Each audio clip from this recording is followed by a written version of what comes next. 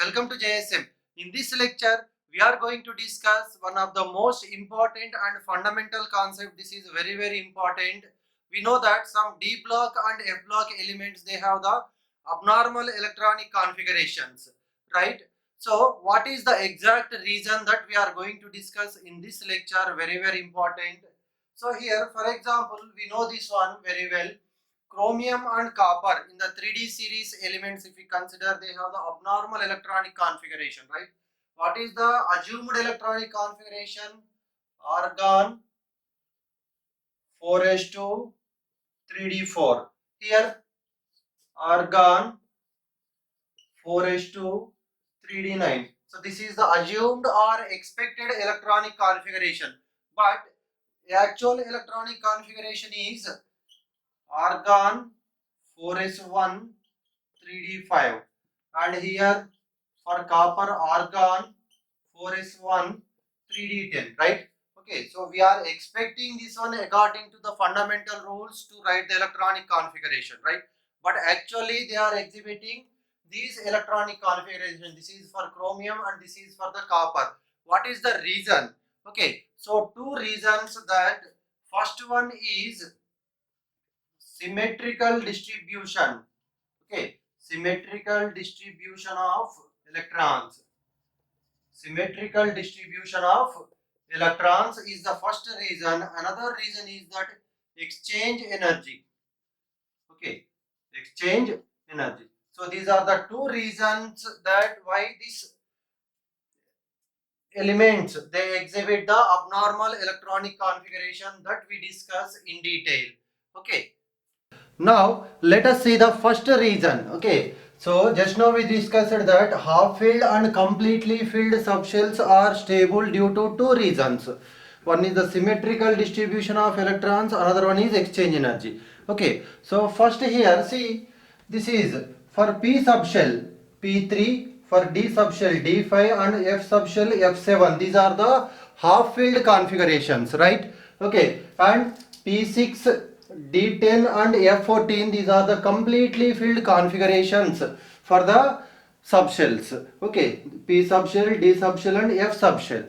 See here, if you observe this one, whether that may be half filled or completely filled, so they are symmetrical. Okay, electrons are symmetrically distributed here and here. For example, if you see this, suppose if you consider P2, see here, this is not a symmetrical distribution, right? Electrons are not symmetrically distributed, means each and every orbital should have at least one electron, then they have the symmetrical distribution, right? And here each and every orbital has two electrons each, so this is also symmetrical distribution. Okay, so here also and here also same thing. Okay, so half filled and completely filled configuration having subshells, they have the symmetry or the distribution of electrons is a symmetrical distribution. So that is the reason why half filled and completely filled subshells are more stable when compared to the other configurations like this. Okay, clear? What is the reason? Symmetrical distribution leads to the more stability of the orbital, that may be half filled or completely filled configuration. Clear? This is the first reason. Okay, now let us see the second one, that is the exchange energy. It is denoted by E exchange. Okay, see here, this factor is arises when degenerate orbitals. Okay, when degenerate orbitals have minimum 2 electrons, 2 or more but minimum 2 electrons with the same spin, then only this effect arises. Okay, this stabilizing effect arises whenever 2 or more electrons with the same spin. Okay, 2 or more electrons with the same spin are present in degenerate orbitals of a subshell, then only this stabilizing effect arises. Okay, what are the essential things here? The orbital should be degenerate and they should have 2 or more electrons and they should be with the same spin. Okay, clear? Now let us see by taking D subshell as example, then you can understand easily. So what is exchange energy actually? Okay, so what is the exchange energy? So here, whenever in degenerate orbitals, two or more electrons or with the same spin are present, they will change their positions or they will exchange their positions. Mutual exchange of position of electron takes place. In that process, some energy is released. Let us see that, you can understand easily. See here, suppose we are assuming that this as the first electron, second electron, this is third electron, fourth and fifth. Okay, see from this side also we can give the numbering, no issue. Okay, I am considering that first electron, second, third, fourth, fifth for understanding purpose.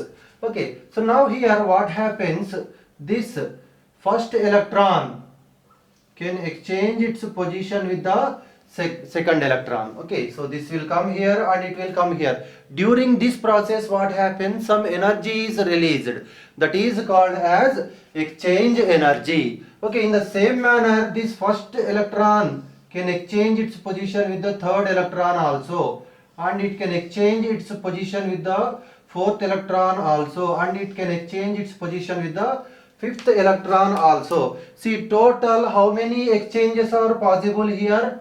4 exchanges are possible. See here, first electron with second, first with third, first with fourth and first with fifth. Total 4 exchanges are possible. Greater the number of exchanges, then greater is the stability. Remember that. Okay, and now we are considering this second electron. Now here, second electron can exchange its position with the third electron, and it can exchange its position with the fourth electron, and it can exchange its position with the fifth electron also. Okay, so 1, 2, 3, 4, 5. See, 1 to 2 or 2 to 1, same thing. Okay, already we have considered this one. So here, with respect to second electron, it can exchange its position with the third, fourth and fifth electron. So total here, how many exchanges are possible? 3 exchanges are possible for the second electron.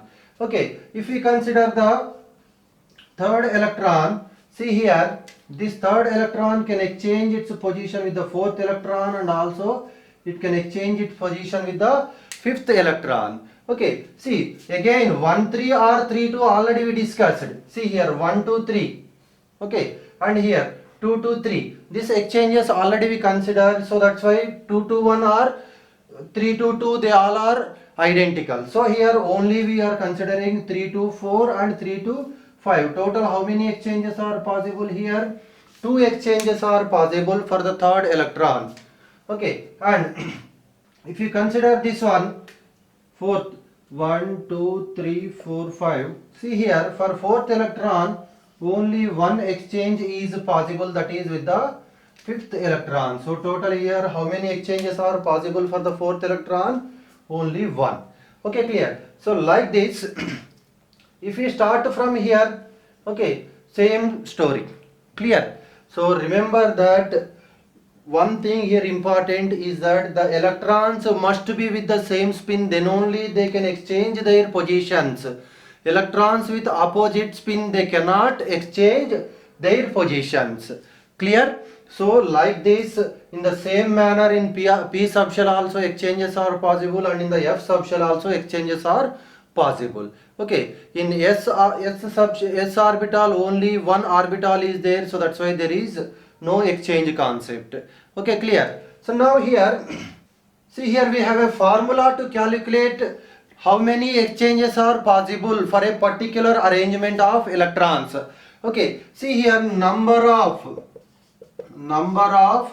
exchanges possible is equal to sigma n minus 1. Okay, so this is a very important formula here. Directly we can calculate total how many exchanges are possible. So here what is n here is that this n is the number of electrons with same spin or parallel spin.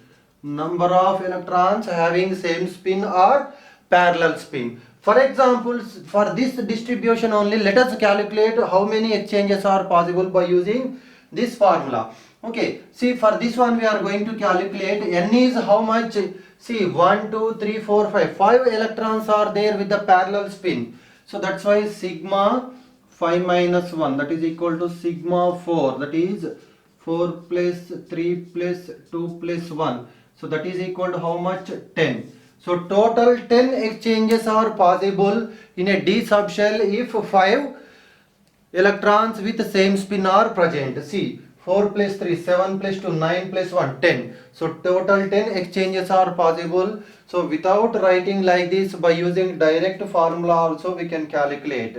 Okay, sigma n minus 1, remember that n is number of electrons with parallel spin or same spin. Clear? So this is about exchange energy. Greater is the exchange energy, nothing but more number of exchanges are possible and greater is the stability. Okay, clear? See, suppose if we have 5 more electrons, 6th electron. Okay, I will write here, you can understand that now. Okay, suppose we have 5 more electrons now, same. This can exchange its position 5, 6, 7, 8, 9, 10 like that. 6th electron, 7th electron, 8th, 9th and 10th electron. In the same manner, they exchange their positions because these electrons, they have parallel spin. Okay, clear? So in that way, you can, by using this formula, we can calculate easily how many total exchanges are possible. Thank you for watching.